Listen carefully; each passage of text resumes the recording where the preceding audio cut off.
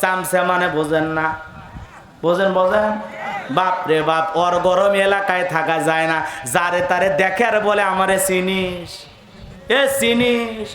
দিনের বেলা খায় ফেলে দেয় মরে, দিনের বেলায় আছে না? না বাপ রে বাপ, ছোট ছোট নেতার গরমে এলাকায় থাকাই যায় না।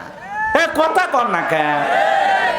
এত গরম দেখায় না ভাই, এত গরম দেখায় না।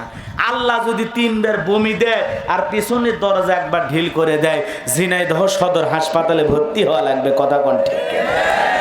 সকালবেলা স্ত্রী দেখতে গেছে স্বামীকে, যা বলতেছে, ও সেলিমের বাপ শরীরের কি অবস্থা? কয় মা তুই দোয়া কর। বড় ছেলে দুপুর বেলা দেখতে গেছে, আব্বা শরীরের কি অবস্থা? কয় ভাই তোমাকে চিনতে পারলাম না। তা আল্লাহ যদি পাতলা পায়খানার বমি দেয়, দাঁড়িয়ে থাকবার পারবা না। একটু হুমকি ধমকি কম দেয়, কয় আমারে চেনো? বাপ রে বাপ, হ্যাঁ মুই কি হুনুরে? ওগুলোই তো হুন্ডে নিয়ে বেঁকা হয় একদিক করে। হ্যাঁ কে এখন ওরকম করিস কে? হ্যাঁ বাপ রে বাপ, ওই হুন্ডে পায় আর কিছু মনে করে না। রাস্তার এদিকে একবার ওদিকে একবার, বাপ রে বাপ, মানে আর বাপের রাস্তা। হ্যাঁ কথা কর না কে? রাগ করেছে বাজান গো আমার মুসা নবীটিকে বলে, কিপ্তি রে তোর এত বড় সাহস, এত বাড়াবাড়ি কেন করিস? ফেরাউনের গরমে তোরাও গরম দেখাস।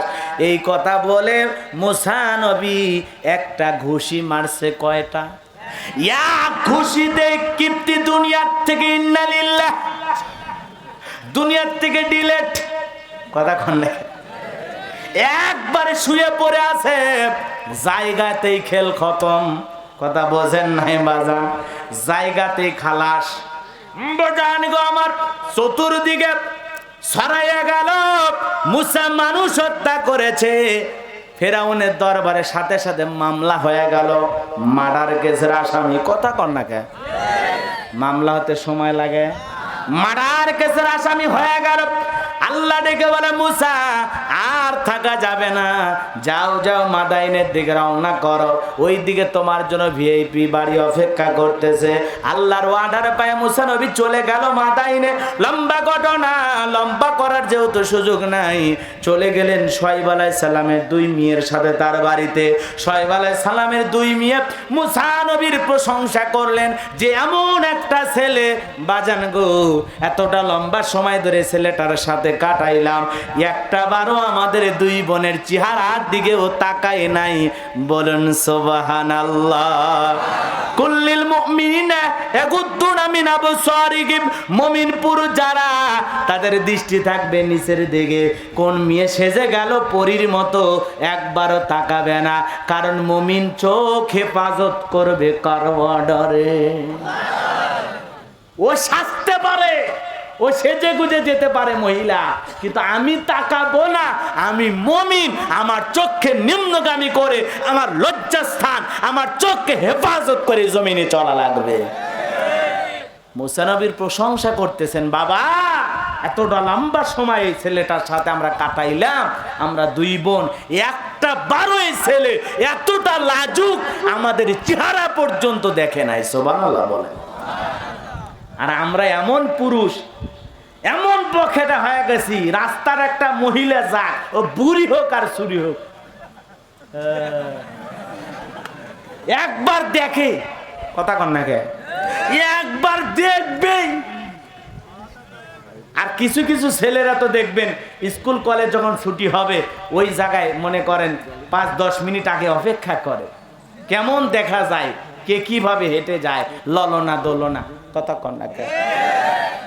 এরকম যুবক অবশ্য আপনাদের এলাকায় নাই, কারণ আমি জানি ঝিনাইদহের যুবকেরা সব আল্লাহর ওলি। আমার যুবক ভাইরা রে সামনের দিকে যায়, লম্বা হবে, লম্বা করব না। শুআয়ব আলাইহিস সালাম বয়স হয়ে গেছে, বয়সের ভারে তিনি এখন অসুস্থ। কথা বোঝেন নাই? মেয়ের মুখে যখন প্রশংসা শুনলেন, খুশি হয়ে গেলেন। মুসা আলাইহিস সালামকে কাজ দিলেন রাখাল হিসাবে। কি হিসাবে? রাখাল হিসাবে বাড়িতে চাকরি দিলেন। রাখালের চাকরি আল্লাহর পয়গাম্বার মুসা নবী করতেছেন। ব্যবহার চাল চলনটা অবশ্য দেখে এত খুশি হয়ে গেলেন, নিজের জামাই বানায় নিলেন। আল্লাহু আকবার বলেন। শুআয়ব আলাইহিস সালাম, মুসা আলাইহিস সালাম কে দিয়া তার বড় মেয়ে সফুরার বিবাহের ব্যবস্থা করে দিলেন। নবীর শ্বশুর নবী, জামায় নবী, কন্যা মারহাবা। বাজান গো আমার, লম্বা সময় ধরে শ্বশুর বাড়িতে থাকলেন, 8 থেকে 10 বছর। আল্লাহ দেখে বলে মুসা নবী, আর কতদিন শ্বশুর বাড়ি মধুর হাড়ি, আর চলবেন না, গাট্টি গুট্টি গোছায় নাও, স্ত্রীকে সঙ্গে নাও, তাড়াতাড়ি করে মিশরের দিকে রওনা করো, আর মাদাইনে থাকা যাবে না। তাহলে মুসা নবী শ্বশুর বাড়িতে 8-10 বছর ঘর জামাই ছিল। কি জামাই? আজকেও যারা ঝিনাইদহে শ্বশুর বাড়িতে থাকে ওরা মুসা নবীর সুন্নত পালন করে। কথা বলেন ঠিক কিনা? ঘর জামাই থাকা কোন নবীর সুন্নত? মুসা নবীর সুন্নত। এজন্য ঘর জামাইয়ের সাথে খারাপ ব্যবহার করবেন না, মনে থাকবেন। ঘর জামাই যদি রাগ করে মেয়ে রেখে চলে যায় তো কাঁদা ছাড়াও হয়ে নেয়। কথা কর ঠিক কিনা? এ বাজান গো আমার, মুসা নবী আল্লাহর ওয়াদার পাইয়া স্ত্রীকে সাথে নিয়া গাট্টি গুট্টি গোছায়া শ্বশুরের দেওয়া লাঠি নিয়ে রওনা করেছেন। লম্বা ঘটনা। তুর পর্বতে যাওয়ার সঙ্গে সঙ্গে আল্লাহ রাব্বুল আলামিন তার পয়গাম্বার মুসা আলাইহিস সালামকে নবুয়ত দান করলেন। বলুন আল্লাহু আকবার। আমার আল্লাহ পাক বলেন, ওয়া মা তিলকা বিয়ামিনিকা ইয়া মুসা। আল্লাহ নবুয়ত দান করে বলে, মুসা তোমার ডান হাতে ওইটা কি? মুসা নবী জবাব দিয়ে বলেন, ক্বালা হিয়া আসায়া আতাওয়াক্কাউ আলাইহা ওয়া আহুশু বিহা আলা গনামি ওয়া লিয়া ফিহা মাআরিব উখরা। আল্লাহু আকবার। মুসা নবী ডেকে বলে, আল্লাহ আমার হাতে এটা লাঠি, এইটার উপর ভর দিয়ে চলি, ছাগলের জন্য পাতা বাড়ি ইত্যাদি অনেক অনেক কাজ করি। আল্লাহ ডেকে বলে, মুসা প্রশ্ন করলাম একটা, জবাব দাও যাবে একটা। মুসা নবী এত কথা কেন বলতেছেন? কারণ মুসা নবী কথা বলেন কার সাথে? আল্লাহর সাথে কথা বলতে মজা আছে না নাই? জোরে বলেন আছে না নাই? এই জন্য মুসা নবী ইচ্ছা করে কথা বেশি বলার জন্য কথা বাড়িয়েছিলেন। বলেন আল্লাহু আকবার। এরপরে আল্লাহ রাব্বুল আলামিন বলেন, মুসা ক্বালা আলকিহা ইয়া মুসা। এতদিন দেখেছো লাঠি দিয়া তুমি ভর দিয়া চলেছ, লাঠি দিয়া ছাগলের জন্য পাতা পেরেছো। এইবার আমি আল্লাহ তোমাকে অর্ডার করি, ওই হাতের লাঠিটা তুমি সামনের দিকে নিক্ষেপ করো। ফাআলকাহা ফাইযা হিয়া হাইয়াতুন তাসআ। আল্লাহর অর্ডার পেয়ে মুসা নবী যখন হাতের লাঠিটা সামনের দিকে নিক্ষেপ করলেন, নিক্ষেপ করা মাত্র বিশাল একটা হয়ে গেল বড় সাপ। মুসা নবী বলে, বাপ রে বাপ, এই যে জাতের সাপ আমার বংশ করে দেবে সাপ। এই কথা বলে জোরে মারছে লাভ। আল্লাহ বলে, মুসা ভয় পেও না, ক্বালা খুযহা ওয়ালা তাখাফ সানুঈদুহা সিরাতাহাল উলা। আল্লাহু আকবার। আল্লাহ ডেকে বলে, মুসা ভয় পেও না, যেই লাঠিটা তুমি ফেলে দিয়েছো সাপ হয়েছে, ওই সাপের দিকে হাত বাড়াও, আমি আল্লাহ তাআলা আবার পূর্বের মতো লাঠি বানায় দেব। বলুন সুবহানাল্লাহ। ভয়ে ভয়ে ভয়ে ভয়ে হাতটা বাড়াইছেন আল্লাহর অর্ডার পাইয়া। যখন ধরতে গেছেন আবার সুন্দর লাঠি হয়ে গেছে। আল্লাহু আকবার।